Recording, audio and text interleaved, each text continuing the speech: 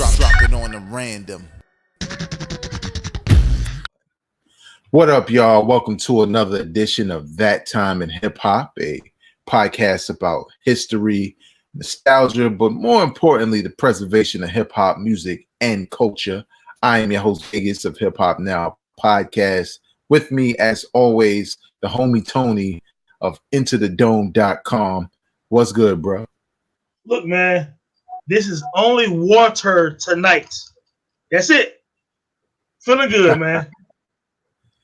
Yeah, man, I kind of backed off. Like, shout out to the homie Giz. I work out every now and again.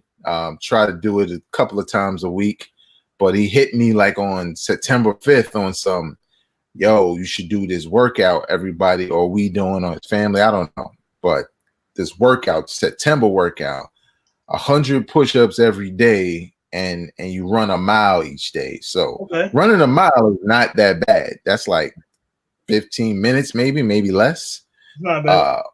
But when you, especially if you haven't been doing push-ups like that, especially if you haven't been building any real upper body strength, 100 push-ups a day, man, when you reach like that second day and you done, like all of this is just tight, you know what I'm saying? Yeah, you feel like you can't even move, you know what I'm saying? But for those out there who may feel like, oh yeah, I'm gonna catch up, or I'm gonna do that next month, make sure you stretch before and after. Because honestly, Tone, you know this, that's the only way I'm continuing is them stretches is just helping a brother, you know, get the flexibility to be able to do it the next day. So no question. Yeah. But if you're watching for the very first time, like I said, this is a podcast or a video show on YouTube, totally about nostalgia in hip hop and reminiscing on times that happened in hip hop history, whether that be events, artists, albums, situations like today, movies, anything, soundtracks. We did a whole thing on soundtracks, and I was going over, like, we got like 44 episodes, and I was really like going back, you know, just looking at the other episodes, man. And obviously we've done some things here and there and experimented with the presentation to try to get it right. But Tone, man, I just got to take this time out to say, man, we got a lot of dope shit in these podcasts, man. Like when you go back and you look at the topics we covered and how in-depth we got with a lot of those topics. I mean, I almost forgot it was me and you, and I started watching some I didn't even know, you know what I'm saying? Yeah, but yeah, you know, I think, you know, when you love the culture, man, and have a good time with it, and you don't mind doing the research, and some of it is first person experience because obviously we're older cats, so you know we have a lot of, you know, experience in that, but we also like to learn, you know what I'm saying? And I still research stuff. I'm 44, but I still research like I'm new to hip hop, even though I was scratching my brother's Run DMC records in 84, 85. So, you know, we respect the culture. I appreciate the people that listen to us and comment and, you know, show the love on different outlets, man, because, you know, we're trying to be as authentic in our presentation as possible, man. So, yeah, I ride and watch the shows as well because I'm always looking for ways for us to enhance the show and educate even more and just making sure we're respecting the culture, man. So I appreciate it. I do the same thing.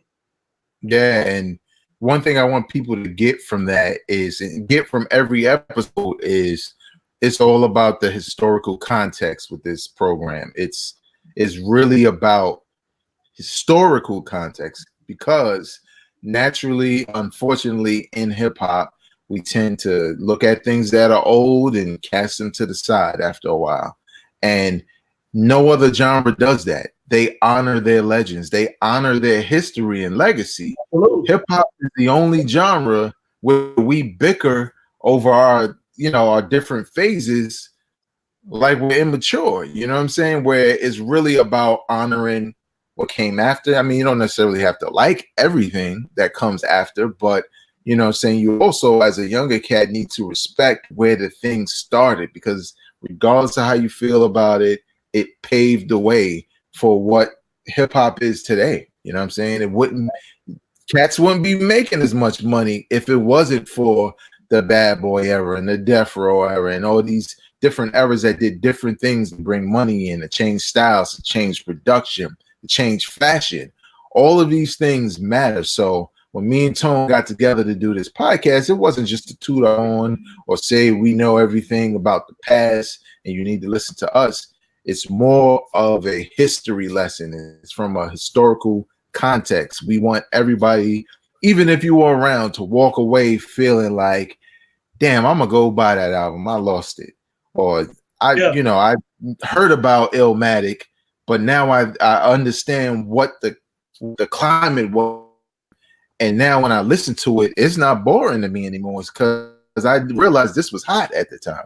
That's kind of what you want to get from your younger viewers. And look, my brother is a testament to some of that, like the Wu-Tang series, and sometimes on my podcast, it's just things he didn't really get to experience.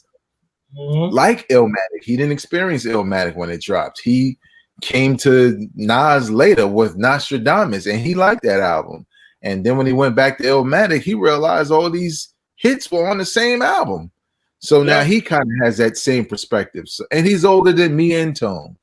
So that's what we're talking about. We're talking about really teaching everybody and keeping hip hop alive by making people feel excited for records that came out 10, 20, 15, 30 years ago. All right, that's enough of my rant, but you get it. Now, we like This Week in Hip Hop, and This Week in Hip Hop, Tone, a hip hop legend, the greatest entertainer, Dougie Fresh was born September 17th, 1966. Tone, Dougie Fresh, first time you heard him, the legend. What are your thoughts, man, on this man's birthday? Man, first let me say this. Like, when people talk about, and I've had different debates on Twitter about what I feel a legend is. So you pull that person out of hip hop history, and is the culture still the same? You know what I'm saying? Dougie Fresh is a hip hop legend. Take out The Show and Lottie Dottie, and that era is different.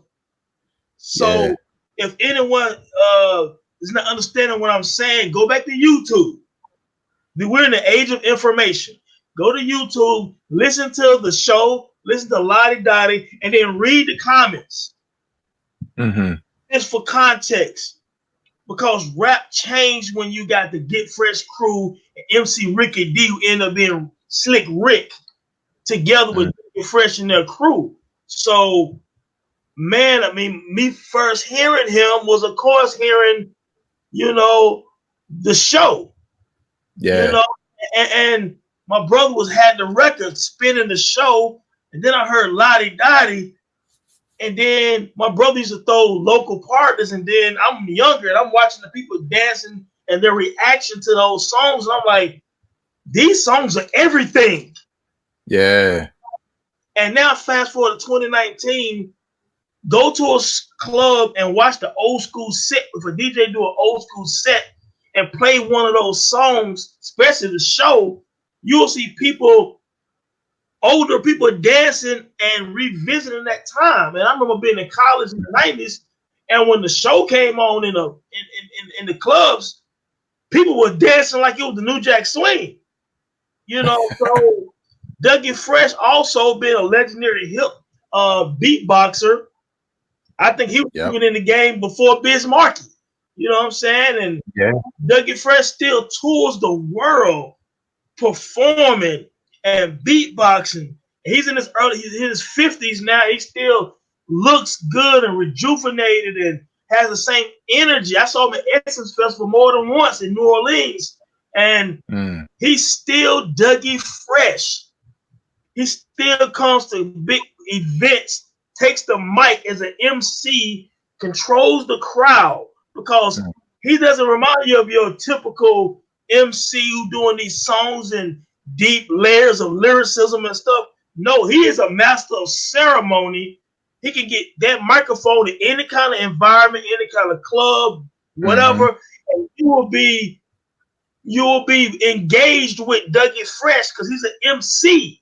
You know what I'm saying? And just Man, definitely Big one of the legends of the game, an underappreciated legend. If you go back and listen to a lot of his music and the way he rock crowds, ask any hip hop legend, ask your Rakims and KRS Ones and Kanes and all of them about Dougie Fresh, and a lot of them will tell you they learn how to perform from the quote unquote greatest entertainer alive. You know what I'm saying? So yeah, man, like Big Daddy Kane will tell you that. And he's also been one of the legends of performing in hip hop in the 80s, man. So, oh man, happy birthday and respect to Dougie Fresh, man. When was the first time you heard Dougie Fresh, man? I didn't mean to ramble on, but I love Dougie Fresh. I know what he means to the culture.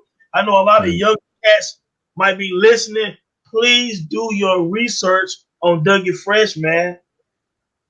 Yeah, man. Like the first time I heard Dougie Fresh was on the show, and like that song was hypnotizing to me as a kid. Like, you know, even the way it starts, I'm saying with the, what is that from the Wiz? I think that horn, can't remember. Sounds real familiar. But never, yeah, I think it might have been in the Wiz or something like that. But I just remember like how that beat starts and the feeling, the build up before they get to the actual beatboxing. Just so dope. The rhymes, his beatboxing, Slick Rick coming in there, like it was just captivating as a young hip hop fan to even hear, and it easily put like Dougie Fresh on a pedestal in me because, you know, he had a couple of hits even after that, like keep rising to the top, man. I can't tell you how many block parties in Brooklyn in the early 80s with the extra Vaseline on in the summer. I don't know why. Don't ask me. Don't even ask me why. with the socks pulled all the way up then into the knees with the colored stripes.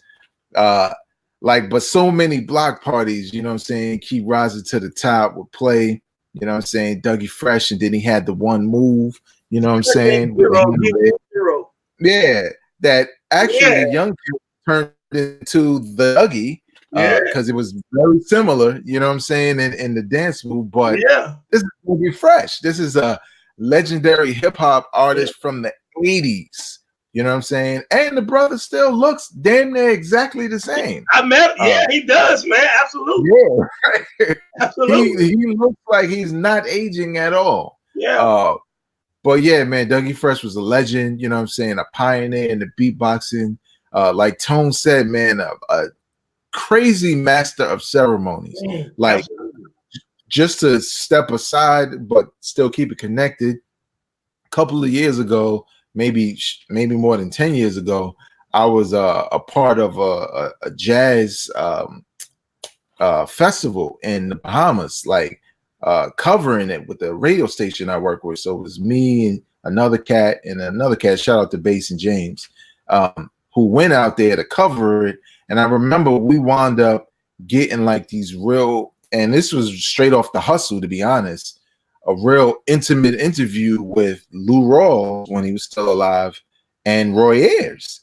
You know what I'm saying? Just caught them in the lobby with the microphones and we just was asking them whatever. And Lou Rawls must have known that he was not going to be here much longer because he was rawer than you watch videos. That ain't the Lou Rawls that was talking when I was there. But he said something that clicked with me because he started talking about hip hop and he started talking about, you know, he used to basically rap on records because his, you know, he would, it wasn't more of like rhyming to a rhythm the way we wound up doing it, but it was raps. He was rhyming. He was kicking verses basically before he would actually start singing. And I remember him saying back then, this is like 10 plus years ago, that unfortunately these record labels and the record industry is not trying to teach any of these performers, any of these artists to be performers. They're not teaching them how to hold a microphone. They're not teaching them how to walk on a stage, how to have presence on the stage, how to engage a crowd. Like he was saying all these things that I honestly never really thought of myself. And it was so true 10 plus years ago. So when you think of somebody like Dougie Fresh, he's the total opposite of that. This is a brother that knows exactly what to do. Like Tom said, he could be at your damn backyard cooking. You give him the mic, he might take over and just do a concert. You know what I'm saying? He's gonna take over. I've seen him do it. Exactly, man. And he's gonna do it. And people gravitate towards it because he's friendly looking brother, and he his whole demeanor on the mic is friendly. So man, happy birthday to Dougie Fresh, man, a legend in the hip hop game. Need to get his flowers more than he usually does. Yeah, I don't know if he's been on there, but Drink Champs, haven't done it already. Forgive me if you have. You need to interview Dougie Fresh, to be honest, because I'm pretty sure that they have. They haven't. Yeah, I know Nori would want to do that in a heartbeat. So, but happy birthday, Dougie Fresh. Now we get to the point in the program where we talk about the main thing, and unfortunately, it's not going to be as happy as talking about Dougie Fresh is. So, Tone, people already see what it is. They already read the title, but tell the people what we're here to talk about today. You know what? In the history of hip hop, you know, competition, battles, dissing, these things have been around literally since day one. I mean, Run DMC had a song called Suck MCs. You know what I'm saying? So, you know, Kool Moe Dee and Busy Bee at the world famous the Harlem World back in the early 80s, you know what I'm saying, had a legendary rap battle. So dissing someone, challenging someone, competition in hip hop has always been in place. And you know, one thing is, to me, most great MCs in some fashion have been tested, either battle tested in some shape or form via records or live on stage competition or trying to get crowd involvement and things like that. So, you know, competition and things like that has always been in the culture. So when we think about today, we're talking about 50 Cent versus Ja Rule. You know, this comes right before the legendary Jay-Z and Nas battle. It comes, of course, years after, you know, East Coast, West Coast, things of that nature. And also a few years after Biggie and Pac died. So, you know, in the interim of the battle, it was more local at one point. I'm in North Carolina, you're in New York, so at one point, things were local. And you're thinking, okay, it's another rap battle. You know what I'm saying? Some guys from Queens, they're not feeling each other.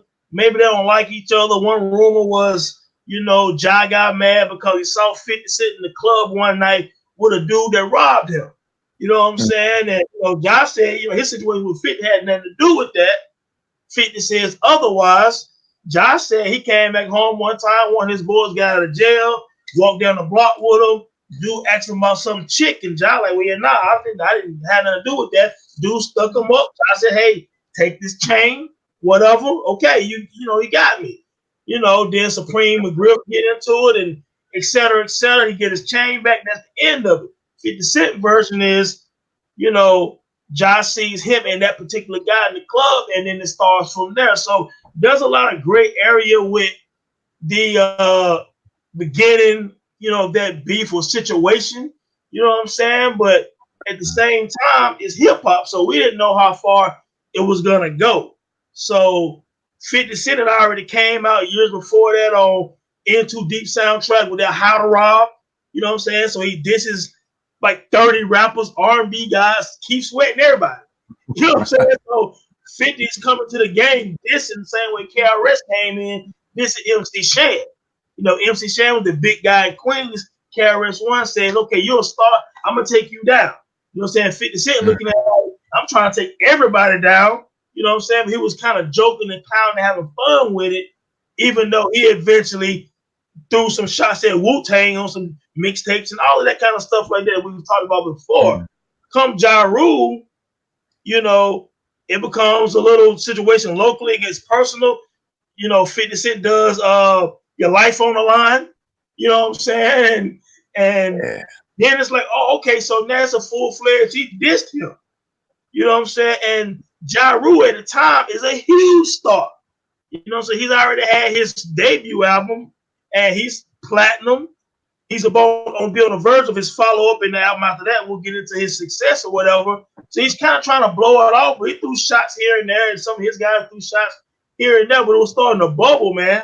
You know what I'm saying? But 50 Cent was looking at his eyes on the prize, even though he was still kind of dealing with Track Masters, Tony Pope. He was dealing with the situation with his label and all that, but he still was getting known in the streets because he was doing little freestyles with Kid Capri and Nori and some of the guys from Raucus as well. So for some of you guys, you don't understand, 50 Cent was an underground rapper.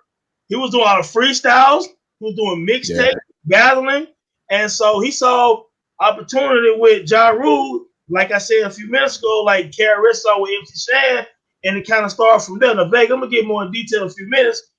But when was you first hearing about some tension between 50 Cent and Ja Rule? Man, honestly, I didn't really know about it until Your Life's on the Line. Until 50 had already, probably really to the video for Your Life's on the Line. And I believe 50 had already been dropped around the time I was kind of looking into all that, and he had already been shot. And you know, I just remember, you know, the build up to Power of the Dollar, which was going to be his solo album on Sony, and which was the album that got shelved. And I just remember, like, you know, I was like, damn, you know what I'm saying? He got dropped, and you know, maybe we'll never get that album, even though we had a whole bunch of songs on the mixtape circuit. But I remember when Life's on the Line happened, and I had heard like, oh yeah, that's about Ja Rule, like I Don't Believe You Murder. And I was like, oh shit. Like, you know what I'm saying? It was like a revelation. Yeah. Because I'm like, yeah, remember, Ja Rule's whole thing was it's murder. So a dude come out diss you saying I don't believe you murder.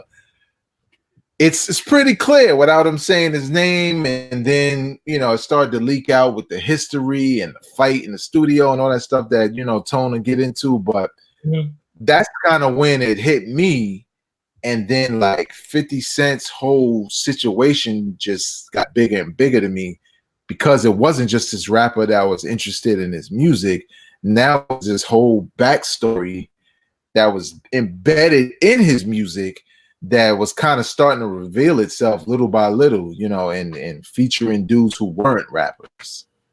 Yeah, and when that started happening for me, it started taking, because I was following 50 Cent. You know, a lot of people weren't at the time because people didn't know who he was, but I had heard him on Into Deep soundtrack, like I said, with How to Rob, and he also had this joint called Rowdy Rowdy. You know what I'm saying? And he had a couple of little joints that I would listen to him. I think he had like 50 Cent The Future and all these little mixtapes. So I was really following him. I said, dude got a nice little flow, you know what I'm saying? He got something going with him. I'm kind of liking what I'm hearing. You know what I'm saying? And of course, he had the whole Ghetto Quran thing and him getting shot and all that stuff. But I liked all the songs I was hearing. But I also was a fan of Ja Rule. You know, Ja Rule get this some kind of stigma or clowning now. But people don't understand that during this time, Ja Rule, you know, doing his early beef with 50, like around 2000, he had already been on a Hard Knock Life tour with Jay-Z, DMX, and Def Squad, and all these guys. He had the Holla Holla joint. He was doing the joints with DMX and Jay-Z, Murder Inc.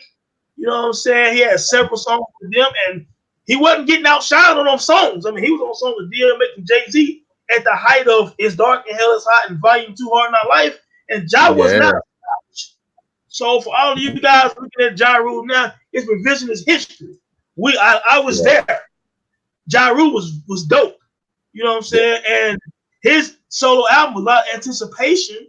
And when it dropped, it was a hit. And he was kind of like 50 Cent, who? Whatever, dog. Until they actually ran into each other at the Hit Factory and, allegedly, Black Child or whatever. I think he stabbed 50 and, it was a big fight there. And then at some point, they ran into each other in Atlanta. And 50 and Ja went down the street to talk, and it turned into something physical again. So it became something very real. You know what I'm saying? And you know, and it just made the diss song even more aggressive because now they had physical contact with each other, unlike Biggie and Pac, unlike, you know, right around that time, Jay-Z and Nas, or Benny Siegel and Jadakiss, and even Shan and, you know, and KRS, most battles didn't turn physical, it stayed on wax. So this really is legendary in a different sense because it was on wax and it was in the streets. And then you had people from the neighborhood joining in who weren't rappers. You know what I'm saying? So we hadn't really seen this before outside of course, Pac getting murdered after the Orlando Anderson situation in Vegas and that whole gamut there. But this is the first time two people was battling as MCs, one being a superstar who still paid attention to somebody locally he couldn't ignore. And I give you an example. Yeah. On Beef DVD, KRS-One said, it's a perfect example. KRS-One said, if MC Shan would have ignored me, I would have a career. There'd be no BDP, no self-destruction, no education against lies, no stop the violence, no nothing. He said, but it's because, you know, MC Shan understood hip-hop, and he said, no, you're not saying it to me. You know what I'm saying? He could kill that noise and all of that. So Ja Rule could ignore 50 Cent. He was nobody. Ja was a star. Yeah. Also, is from the streets. Ja Rule's a competitor. Ja Rule used to be with a crew with Cash Money Click and all that. So he's an aggressive MC. So he kind of like, well, I see him in the street, but I'm gonna see him on record too. You know what I'm saying? Yeah. So he opened himself up for 50 Cent. But after 50 Cent gets shot, all this stuff, he disappears for a while. When he comes back, Eminem hears that mixtape. Eminem plays for Dr. Dre. 50 Cent gets a phone call. 50 Cent and Tony Yayo, whoever ends up in California. That's the start of something big that Ja Rule had no idea was going to happen, because now, you know, once 50 starts to get affiliated with these other guys, the balance, the scale is finna match up, and then even more, man. So, you know, it's one of the things, Veg, where 50 Cent got caught, Ja Rule, kind of got caught off guard because nobody could foresee what was about to happen when In the Club came out. Yeah, man, and just to reiterate off of what you said previously, like what people got to understand, man, Ja Rule not only did his first album satisfy a lot of hip hop fans and do big for him, you know, this dude charted, his albums charted like I think 4 times at the number 1, 4 or 3 times at the number 1 spot. You know, like this is the 90s. This Cats is already making money. Big and Pac still making money. You know what I'm saying? And even into the early 2000s and stuff. So let me say one thing real quick, baby. Yeah. This is why I got my thought. Since my last comment was, you know, people weren't prepared. Nobody, hip hop world, Ja Rule, whoever, no one was prepared for In the Club. But just for context, by the time In the Club hit the radio and the clubs, Ja Rule was 12 million down and 12 million in sales. You know, that Veni Vidi Vici in 1999 was like 4-time platinum. He had that Pain is Love and 336, total of 12 million albums. You could not go to the club and not hear Ja Rule and J-Lo, Ja Rule and Lil Mo, Ja Rule and all of these other big time artists. Mary J. Absolutely. He always on time and I'm Real. All of these are number 1 chart singles where he was on fire. Murder Inc. as a label was riding Ja Rule coattail. It's like LL and Jam in 87. They was riding Ja Rule and he was hot. So at the same time, this is the first time a new artist is in a battle with a superstar who was 12 million platinum. And then real quick, Irv Gotti said on the interview recently, he just there was revisioning, they was going back talking about the essence of the battle and stuff happened. Irv said they heard In the Club and he told Ja, He was like, it's serious. And then Yeah. Jay-Z heard in the club and told Siegel and all of Rockefeller and everybody, it's about to get real now. You know what I'm saying? So they saw the video. 50 Cent had the image. He was kind of like the next Tupac, the shirt off. He had the story of getting shot all these times. He got shot in the face. He almost died. Hip hop hadn't seen this. Hip hop had already went through the Puffy and Mace era. Then the kind of glossed it, Volume 2 Hard Not Life, even though DMX was hard and all that, Pun and everyone. But it was still kind of underground to a degree. When 50 Cent came in 2003 after being shelled for a couple years, mixtapes, all of this stuff, we hadn't seen nothing like that since Tupac.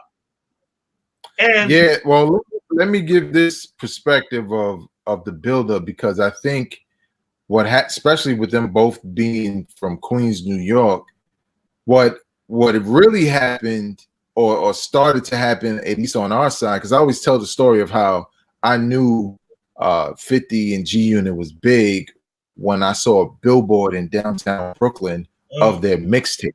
This was before Aftermath, before Shady. There was a billboard for their mixtape in downtown Brooklyn. Wow. And the mixtapes was all over the radio like they were regular songs. The mixed, like, that was something that almost was never heard. That was really never heard of, except for Dipset, who was kind of doing it at the same time. Can't forget G mixtapes and Dipset mixtapes were happening around the same time.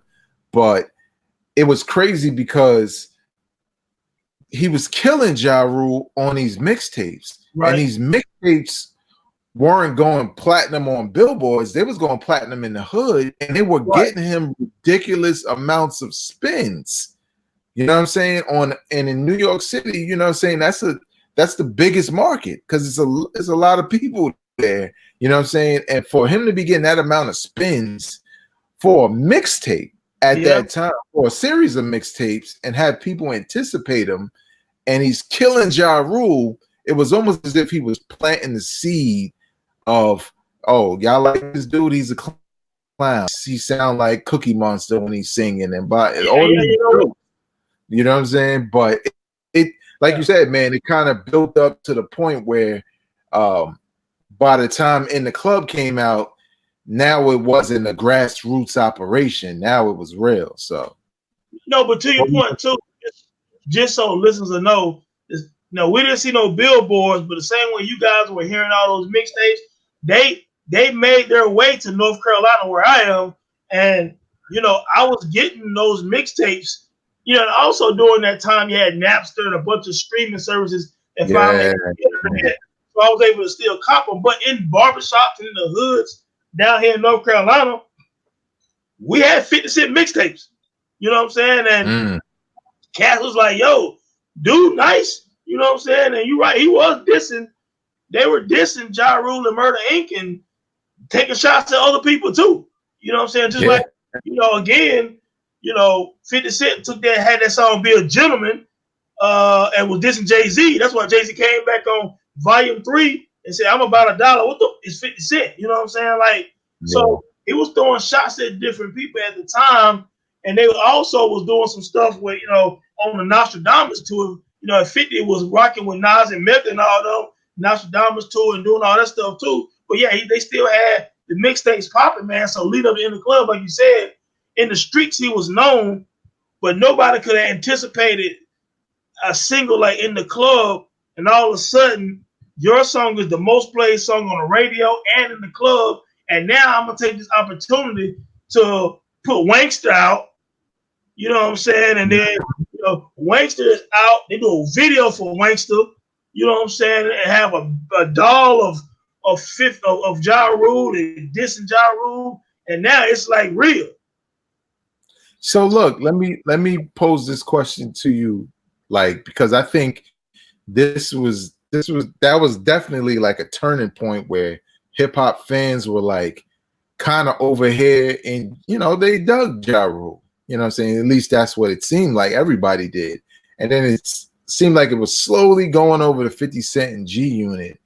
Like, to you, what was it that made it so easy for a newcomer like 50 to already like basically take the stardom away from a dude that not only had established himself as an MC, but established himself as a hit maker with all these hits? Because one thing that I'm thinking might be a part of what made it a little bit easier is how people used to kind of say he was biting off of DMX, and that took some away from his credibility. What do you think? You know what? I actually don't think that's what it is. And I'm glad you asked me this question, because over the years, just in conversation with people, and they bring this up, this is what I said. Okay, Ja Rule was not just battling 50 Cent. You know what I'm saying? Like, most MCs in a battle, they're battling each other, or maybe they're battling each other and their crews. You know what I'm saying? Like, if Nas going to get Jay-Z and The Rock, whatever the case may be. But this situation was, Ja Rule, unfortunately, had been so successful for like 3 or 4 years in a row, 12 million albums.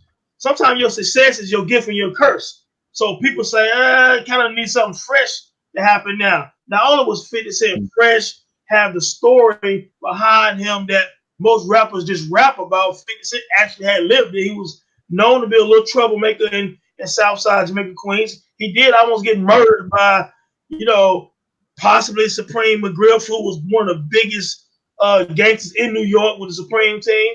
But not even just that, right? Ja Rule had to fight against 50 Cent, his reputation, Aftermath, Shady, Eminem, and Dr. Dre, because they was like 50 Cent was like Frankenstein, reinvigorated by Dr. Dre and Eminem. Eminem at the time was the biggest selling MC in hip hop, and Dr. Dre, rejuvenated with Crying 2001, Finding Eminem, and all these other songs he was doing, was the biggest producer again in hip hop. You know what I'm saying? He also was on the cover of XXL all the time and all other publications. So Ja Rule was fighting against basically the industry. That's what people don't understand. It wasn't just 50 against Ja Rule. Ja Rule had so much opposition at the same time, fighting that. So what happens is you go 12 million platinum. After Get Rich or Die Trying, Ja Rule went from 6 million records to 400,000 records. Ooh. A lot of people don't understand that. He totally gets demolished, not just because of diss tracks, because 50 had some diss tracks, but so did Ja Rule. Ja Rule's clapping back. Ja Rule had hard songs coming back at 50 Cent. It wasn't just that. You're fighting a conglomerate, and it was actually it was Superman and Kryptonite, man. It was too much for Ja Rule at one time, man. You know what I'm saying? And then G-Unit add all these other MCs on it, and then they do a freestyle over this Above the Law beat with MOP and Mobb Deep and everybody on it. Busta Rhymes, all these people coming at Ja Rule, you know what I'm saying? And Eminem started jumping at Ja Rule, and it was just too much in a 2 or 3 year span for Ja Rule to be able to maintain his career. You know what I'm saying? He was making nice music, but you're fighting Shady, Aftermath, Dr. Dre, Eminem, and 50 Cent. It was a lose-lose situation. Yeah, and look, you make a great point, because I think people sleep on it. You can call it, the right connection with the complexion, or whatever way you want to swing it. But to have Dr. Dre and his history behind you, and Eminem was huge at the time. This is Marshall Mathers LP Eminem show. This is his peak. You know what I'm saying? His peak as a lyricist, his peak in his stardom. I mean, as successful as Ja Rule was, he wasn't on Eminem level. He wasn't diamond out the gate. We all know some of those numbers, go to just him being white. But as far as his performance as an MC, he put all of that into 50. And I think what I really liked about it, like when I first heard In the Club, I was kind of like, what are they doing? Because the mixtape joints was dope and hard. But I was in the club, so I couldn't deny the effect. And I remember when I saw the video, and I could see why Jay-Z and even Irv Gotti would see that video and say, yo, I instantly felt it when I saw the whole, putting together this MC. And I'm like, damn, you got Dr. Dre and his heritage, then you got this different thing that hip hop has never seen. And now you got 50, something that's familiar, but he also using slang from other parts like the South and stuff like that. So New York. This is a dangerous combo, and there was nothing on Murder Inc. besides Ja Rule that could possibly try to do anything about it, even with just those three. So I get it, man. It was a time where there was a lot of dissing going on, but for that number of Ja Rule's next album, which he had a lot of dope records on, like damn near not even hitting gold. Didn't even hit gold. Now the album after that was his final gold album in like 2005, and then that was the end of his career in terms of the mainstream. But again, to your point, when you saw In the Club, it was like everybody was put on notice in hip hop, like, oh, he's coming, like this. I mean, and Irv Gotti said that we got beef with this dude, but we knew he was coming when we saw that. You know what I'm saying? Like you said, he's Frankenstein, man. You know what I'm saying? Like, it's a wrap. And then that Get Rich or Die Trying drops. And Vegas, I'm going to tell you, that day it dropped, I copped it. I went to this club in the city I was living in at the time. And when I tell you, every car in the lot dropped in the parking lot was playing Get Rich or Die Trying. I went into the club that night. I swear to God. They played the entire album in the club. You know what I'm saying? And they kept playing Many Men over and over. And for people to know, listen to Many Men, and he telling real true street joints. And then he even talk about the guy Slim that used to be his manager on there, about why Slim let cats ride on me. You know what I'm saying? Like, he was talking about how he got shot. Dude died late, a couple weeks later, who shot him. And, I mean, Many Men was a street song. Real cats in the hood could appreciate Many Men.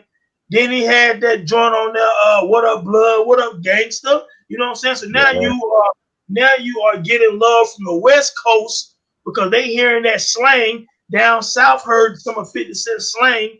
And then that Dr. Dre produced joint with a gunshot as the hook. You know what I'm saying? It's like, God, man, with the beef cocky, all this, whatever. Then just NYPD all of these songs and the Back Down was on there. They really addressed Ja Rule, you know what I'm saying, straight heads on the album that sold like 9 million records or whatever. It was just too much. It was like all out on me dropping. Yeah, he just kind of overwhelmed him, man. Like it made it like it already made it worse that he was building off the strength of mixtapes. He was already building and pinning hip hop fans against Ja Rule and everything we loved about Ja Rule previously, at least the majority of hip hop fans. And then the album drops and it's not even whack. It's better than what we all anticipated. Like, look, shout out to my man. I remember, I don't think I got the album I got the album when it came out that morning, but my homie Ak, who used to host Strictly Hip Hop in Baltimore, was like, yo, he hit me up. I think he had an early copy. And he was like, yo, he did it. And I was just like, wait, what you talking about? He was like, yo, man, we didn't think, the Dr. Dre beats the Eminem connection would be the same 50 and G Unit vibe, but it's even better than that. And I remember listening to song and just being blown away. Then the joint came with like a video for every song. And it just felt like a movie. You know what I'm saying? Like Tone said, in the club, everybody's playing it. Like that's a sign of a classic album. You know what I'm saying? On a first trip, on a classic album, on your debut album, destroying a dude that was basically a superstar, like Tone said. That's a lot of monumental things that go down. That had what 50 Cent did on Get Rich as far as the impact of a debut album, because we know, Power of the Dollar got shelved and whatever. So we're gonna just use that as a debut album. I hadn't seen that kind of momentum since Snoop Dogg dropped Doggy Style. You know what I'm saying? It was that big. And you and I are both boxing aficionados. So an example I would give of this is two guys are boxing, the other guy get him in a corner, and he's throwing so many blows, and the other guy came to him and just kind of like ball up and just try to block some of the punches because 50 Cent, the opposition was coming from all angles. And at some point, Ja Rule was trying to throw blows back, but he had to just kind of start blocking some of that because it was just too much. You know what I'm saying? Yeah. People don't understand that Ja Rule ain't no sucker. You know what I'm saying? He's a dope MC. He got the energy. He had the street songs, the club joints. The dude was legit, man. But anybody can get like a boxing. Any boxer can lose. Joe Louis lost the fight. You know what I'm saying? Sugar Ray Robinson lost. So if another fool coming at you, you might get, like you said a few minutes ago, overwhelmed. And I think that he got overwhelmed by the moment. And it's almost like at some point he got so upset that some of his diss records, he was so mad at 50 Cent. It was like Prodigy so mad at Jay-Z, you kind of got off your grind a little bit because you really kind of like, man, I just want to punch him when I see him. You know what I'm saying? So it take away from your art to a degree and you lose some focus. And I think at some point, 50 Cent is a relentless person by personality. Even in 2019, you got a problem with 50 Cent. He's going to push you as far as you can until you get frustrated. He's not going to get frustrated. You know what I'm saying? He's not going to get bothered. He gonna have a glass of wine laughing at you while you trying to gather your get your mind right. You know what I'm saying? So he's that's his personality. So he came at Ja Rule with that same energy and aggression, and it went on for years, man. And they still don't now. Yeah, exactly. Now, this is the thing. This is obviously the elephant in the room, and shows how much people kind of just gravitated towards G-Unit and Shady and 50 without really analyzing the situation. 50 talked a lot about Ja Rule and singing with the honeys and not being this and that. But then 50 Cent basically took his style and had hits off of doing the same exact sing song, sing the hook type records. Tone, how is that possible in a game where we pay so much close attention to things as far as biting and stuff like that and have all these rules? How is it possible that 50 Cent could get the hip-hop game on his side when he was clearly biting the thing that made Ja Rule a superstar? Dog, when you come into the game like Allen Iverson in 96 and you averaging almost 30 points a game your rookie year, you really can't do no wrong, dog. And 50 Cent, the way 50 Cent came in, dog, he whack up. I mean, you so hot behind the three, it don't matter if you miss a couple of layups or do something. You're like, I don't seen that before. It don't matter. You know what I'm saying? Because he had gotten so hot. That's one of the few times where in old school hip hop, they'd have said you know what I'm saying, you faking jacks or you biting or you'll suck MC or whatever. Yeah. But the new era, 50 was able to manipulate the fans with his dope music and image and everything to the point where by the time you heard that song, girl, just whatever that little joint he had on. Yeah. Well, it's like, well, shit, Ja Rule did that with J-Lo or whatever. Yeah. But it didn't matter because 50 did it. 50 started singing his hooks, you know what I'm saying? And it carried on the Massacre and, on future albums, he took some of Ja Rule's style. You know what I'm saying? And I know a Ja mind, like, well, shit, I was doing that already. Now you don't feel me? You know what I'm saying? But it was just because sometimes in life, your momentum is so great, the fans have tunnel vision, and all they look at is the product and say, man, dude is out of here, man. You know what I'm saying? It's like, that's just what it is, man. And unfortunately for Ja Rule, he ended up going against a giant. You know what I'm saying? It just the stars line perfect. Then you see 50 on Reebok commercials with Jay-Z during the Black Album time and all this stuff, and G-Unit is blowing up. Now you're not just going against Shady Aftermath, you're going against G-Unit. And unfortunately for Ja Rule, he had some cool little MCs like Black Child and Ty Murder. They were just okay little local Queens guys. It wasn't the same for Lloyd Banks because Lloyd Banks became a star. Yeah. You know what I'm saying? Lloyd Banks dropped the hunger for one and sold 2 million records and had club bangers. You know what I'm saying? Yeah. And people are looking at Lloyd Banks like, okay, next to 50, he next up. This is Luke and Han Solo. You know what I'm saying? So I didn't have a Han Solo. You know what I'm saying? So Lloyd Banks was large. Yayo had the reputation. Come out of prison. His name Tony Yayo. He had his own little thing. You had the real MC with Lloyd Banks. You had the G Unit clothing. You had all of this stuff going on. The G Unit album. And they had hits on there, Stunt 101 and all of this stuff. It was just a total takeover. And we had never seen nothing like that because most battles, even if someone got kind of smashed a little bit, it didn't do them like the magnitude of what happened to Ja Rule because of so many other factors. Yeah, because when you think about it, like you named those battles, throughout history, it's widely known that when Nas dropped Ether, basically the battle was over. But Jay-Z didn't fall off. You know what I'm saying? He didn't all of a sudden become a bigger star than Jay-Z. Same thing with even with Shan. Like with Shan, it wasn't necessarily because of the diss records we stopped liking Shan. It's just that this new thing was so much better that Shan couldn't create anything to match it.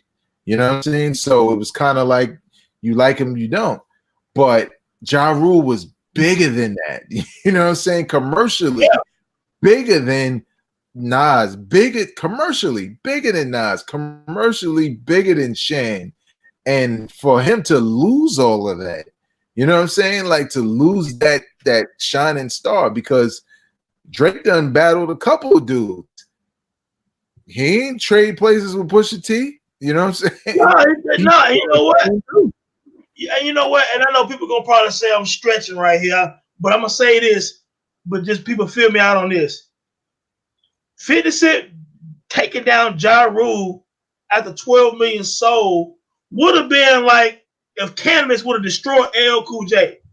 Like, yeah, pretty much. Even though LL wasn't in his prime no more, if Cannabis would have pretty much ruined LL the rest of his rap career, cats would have been like, oh, this young new MC Cannabis, even though second round knockout might have been maybe better than some LL diss records, LL kept pounding shit on Cannabis and he got him. But let's just say Cannabis would have made it where LL can't make another record. I mean, after Cannabis, LL came back and had 3 or 4 more big charting songs. Headsprung, and Paradise, and he was still on the charts. But let's say Cannabis would have blocked all of that. Well, that's what Ja Rule did times 10. Yeah, and it's sad because, like you said, with 50, it was ongoing. It wasn't as if he had a couple of joints on the mixtapes. He gave us a couple of laughs. He made a couple of diss records. He dropped an album that feels like it's it embodies this beef. Nah, like you said, he had other artists that followed. He had G Unit as a unit following as a group. Then he had a movie with a soundtrack, all hits. You know what I'm saying? And then the label, then Eminem's doing his thing with 8 Mile. Like, it was a lot going on where 50's success just kept going and going and going. And it was spreading out because he already recouped what he owed Eminem and Aftermath in his first album. So now this was like all free money basically coming to him. Not all, they still eat off him a little bit, but he didn't have to pay back no advance because he recouped already. So it's crazy because it took a minute for it really to die down, and Ja Rule had kind of been out of the spotlight. Yeah. So Tone, like you said earlier, years have passed. 50 and G Unit not as hot as they used to be. They've released like mixtapes and projects in the past couple of years. Not even whack, but no real shine in the mainstream. Ja Rule never recovered, But yet 50 Cent and Ja Rule still do this. Tone, will this beef ever end, or is it just going to be ongoing? It's just going to be two grumpy dudes always talking about each other? Yeah, it'll never end. And it will never end because this is the only rap beef where the two MCs hasn't laid hands on each other. Their crews laid hands on each other. People gotten shot, stabbed, died, lifetime in prison. A lot of things happen as a result of 50 versus Ja Rule. They got in a physical fight in Atlanta. Ja Rule people, Irv got his brother, Black Child out on fought G Unit in the Hit Factory. You know what I'm saying? You had where Supreme, who was in Irv Gotti's wedding, it allegedly put the hit out on 50 Cent. Also was involved with Jam Master Jay, you know what I'm saying, because he was blackballing 50 Cent, Jam Master Jay was helping him. And that's just allegedly, but I'm just saying all of these things where some people died, some people were physically assaulted, they fought each other. Just like Rick Ross said, it's deeper than rap. So when Fat Joe was on the Breakfast Club and on Vlad TV recently, he said, man, I tried, because Fat Joe and 50 Cent talk now. They're friends now. And he was like, man, I talked to Irv and like, is there any way, man? And they was like, hell no. You know what I'm saying? We never go talk to this dude. You know what I'm saying? Because real lives were affected by this situation. And the only time that ever happened, well, this is the only time it ever happened because, again, Biggie and Pac didn't get no physical fight. Shan and and KRS started touring together, battling on stage. LL brought Kanye on stage about 5-6 years ago. Whatever. Benny Siegel and Jadakiss, which that battle from Rockefeller and the Locks, that could have turned physical at one point. We did a show on it. Right, exactly, absolutely. And it didn't, and we're glad it didn't, because Styles P and Beanie at the time, that could have been a legit shootout.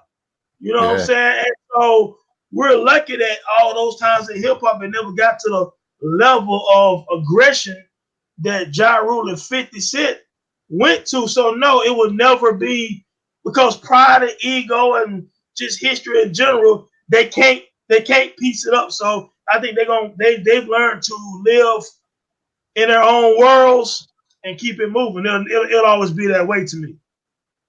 Yeah, and it's unfortunately it's going to continue to go on. Ja calling 50 Cent a snitch, 50 just clowning his lack of success, and because again, that's his greatest triumph over Ja, is the fact that he just basically reduced him down to like it's almost as if, even though he's in the record books, it's almost as if that it has an asterisk next to every album and everything he's accomplished because of this 50 Cent situation. He's literally linked to it in the worst way. He doesn't benefit from it at all. And 50 does things like buy out a ton of seats at a Ja Rule show just so it could be empty. And then it doesn't help that you're doing halftime in Milwaukee and players come out and start doing layup drills while you're still performing. It's just not a good look, man. Yeah, that is the ultimate, unfortunately, that's the ultimate disrespect, the ultimate, damn, man, dude is really washed up, man. Like, because even on some respect level, if that would have been, Big Daddy Kane, even, or, KRS, somebody performing in the Milwaukee game, I bet you those players would have been like, hey, man, KRS won out there, man. Let me hold on for a minute until he finished performing. You know what I'm saying? It's just kind of like, oh, fuck, that's Ja Rule, man. Let me get these layups. You know what I'm saying? It's like, damn, man.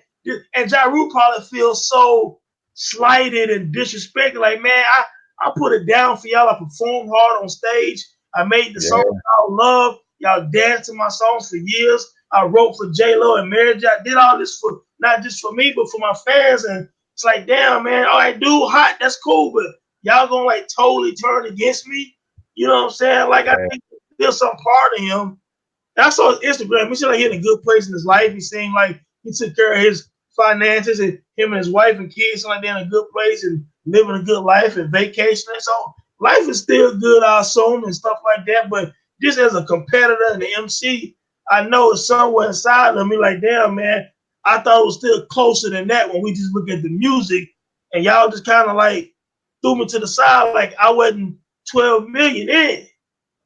Yeah, I guess it's like for him, it's like thank God for royalties and publishing checks, because you know if a artist like him can't really even perform at a damn halftime of an NBA game and get the crowd to engage, you know, like who's going to start booking you? Who's going to pay you what you're worth?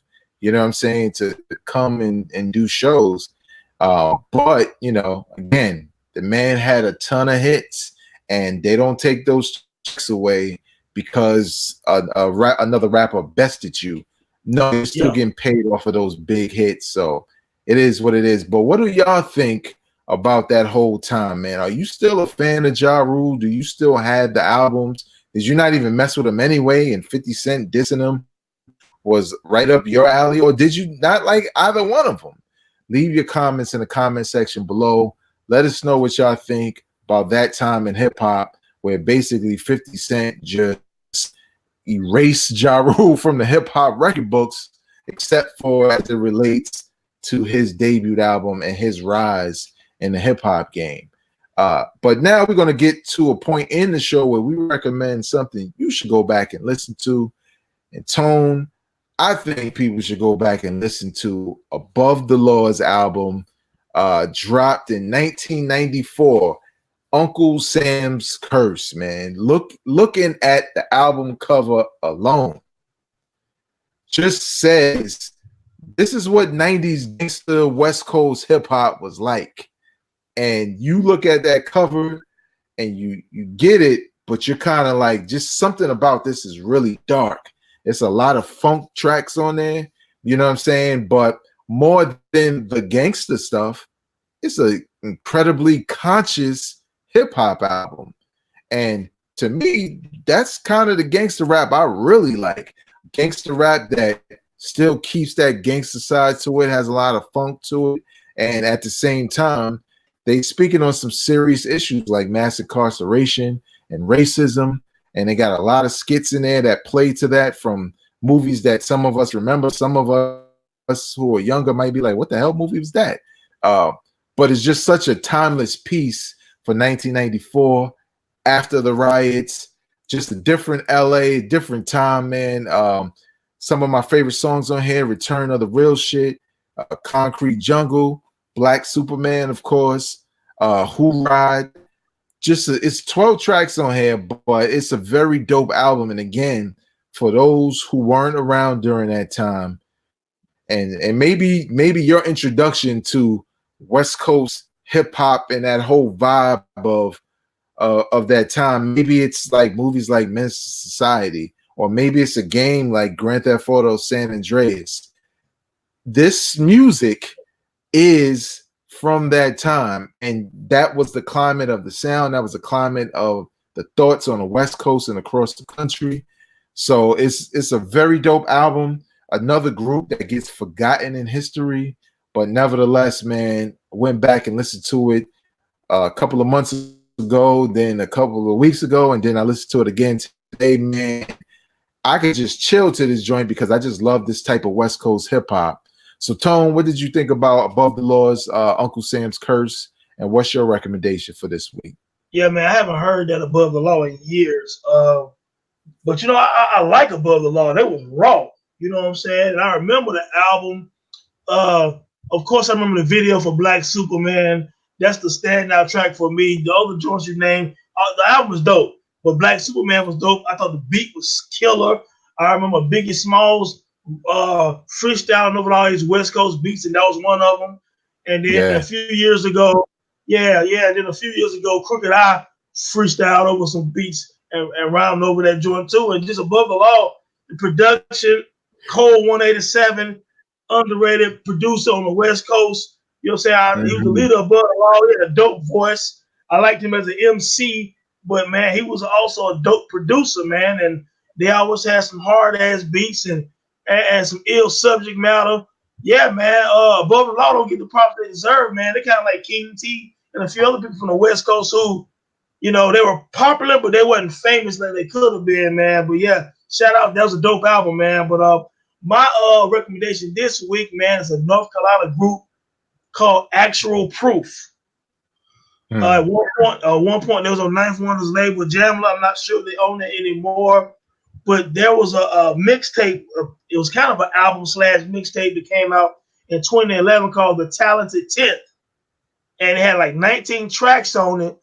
And side A was like the Martin Luther King side, straight consciousness. Even the beats were soulful conscious, and Ninth did that side. Side B was the Malcolm X side, and the beats was a little more rigid, and Crisis did that side.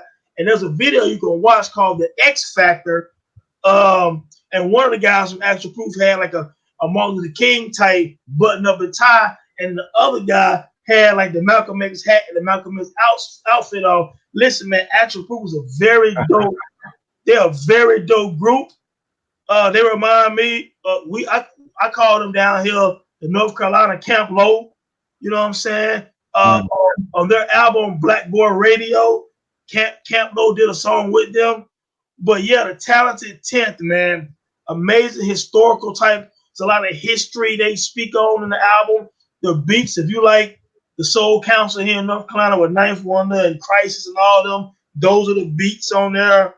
The samples, if you like the way they sample, the way they do their thing, you'll enjoy this album.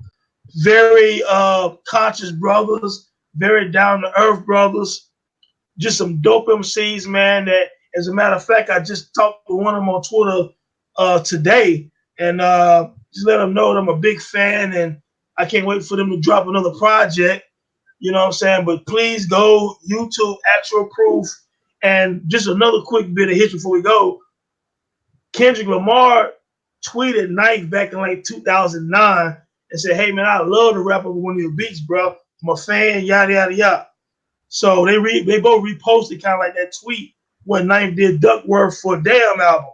So I say all that to say Kendrick jumped on a song called Genius, the Genius remix on one of Actual Proof mixtapes back in like 2010, and then like 2011 he jumped on a song called Enjoy featuring Murs and Warren G on Ninth's Wonder Years CD. So that all kind of spawned from them doing the track with Actual Proof, man. So check them brothers out, man. Very dope, man. Check that out, man. Yeah, I gotta check that out. I never heard the album. I do remember the group though. Definitely, if you're watching this right now, we only recommending the heat. You know what I'm saying? And there's always a variety in these recommendations that'll be worth your time. But that's going to do it for us for this week. Please know that this podcast is available on YouTube in video form on the B-Roll Network. All you got to do is go in the search column and type BROLE Network, and there you will find a playlist of other videos, but also a playlist of this podcast, That Time in Hip Hop. About 40-something episodes, I think 44, 45. But even if you really don't have time to watch a video, but you would love to, roll with it in the car, you know what I'm saying, or on your headphones or whatever, as an audio podcast, it is also available wherever you listen to podcasts, whether that's Apple Podcasts, you get a new iPhone, you can get it on there. Whether you use Spotify a lot, it's on Spotify, iHeartRadio, Stitcher Radio. All you got to do is search for Hip Hop Now Podcast, hit that subscribe button, and within that feed of Hip Hop Now Podcast is every episode of That Time in Hip Hop. And if all of that sounds like a lot and you just really want one destination you can go to, well, guess what? Not only can you watch and listen, but you can also read if you visit IntoTheDome.com. It's the website by the homie Tony. He has a number of articles there that not only deal with some of the hip hop artists that we've already spoken about on this podcast, but soul singers and other perspectives about deep dives on some of these artists and their lives and their impact on the world and music in general. That's IntoTheDome.com. Until next time, y'all, go out, Support real hip hop. Peace. Peace. Drop it on the random.